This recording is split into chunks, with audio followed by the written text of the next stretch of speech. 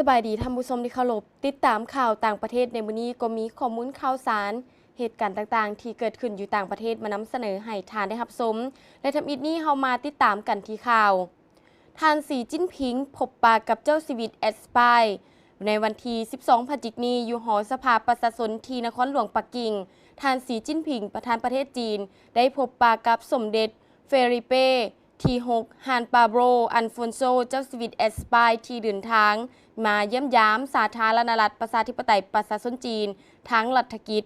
ในโอกาสนี้ท่านสีจิ้นผิงได้แสดงความยินดีต้อนรับต่อสมเด็จเฟลิเป้ที่6ฮานปาโร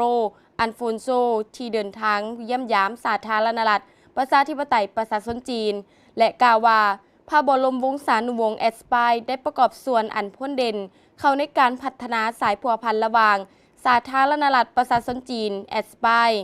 สาธารณรัฐประชาชนจีนยินดีร่วมกับแอดสปายสร้างสายพัวพันธุ์คู่ร่วมยุทธศาสตร์รอบด้านที่มีความเหนียวแน่นทางยุทธศาสตร์หลายกว่าเก่ามีพลังชีวิตด้านการพัฒนาหลายกว่าเก่าและมีอิทธิพลสากลสูงกว่าเก่าสร้างระบบคุ้มครองทั่วโลกที่ยุติธรรมและสมเหตุสมผลกว่าเก่าสุกยู่การสร้างประชาคมร่วมชะตากรรมของมวลมนุษย์สมเด็จเฟลิเป้ที่6ฮานปราโบอันฟอนโซกล่าวว่าผลงานการพัฒนาของสาธารณรัฐประชาชนจีนประจักษ์ตาสาวโลกน่าย่องยอสมเสยรัฐบาลแอสปายเด็ดเดียวจัดตั้งปฏิบัติหลักการประเทศจีนเดียวสนับสนุนการปกปักรักษาผืนแผ่นดินอันครบถ้วนของชาติยินดีร่วมกับสาธารณรัฐประชาชนจีนสุกยู่ให้สายพัวพันธุ์คู่ร่วมยุทธศาสตร์รอบด้านระหว่างสองฝ่ายพัฒนาก้าวไปข้างหน้าอย่างบ่หยุดยั้งสร้างความผาสุกหลายกว่าเก่าให้แก่ประชาชนสองประเทศประกอบส่วนหลายกว่าเก่าเข้าในสันติภาพและเสถียรภาพโลกและข่าวนี้มาติดตามกันทีในระหว่างวันที่13-14 พฤศจิกายนที่แขวงไตหนิงเวียดนาม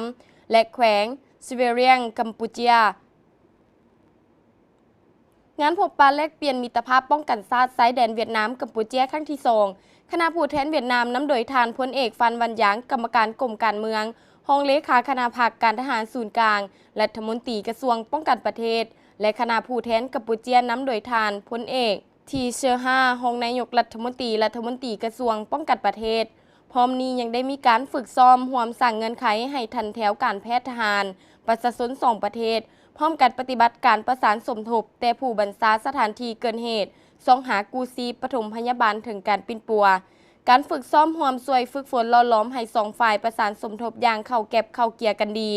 แก้ไขความยุ่งยากพร้อมมุ่งถึงเป้าหมายรวมสูงสุดแม่นการปกป้องรักษาชีวิตและสุขภาพของประชาชน2ประเทศเวียดนามกัมพูชา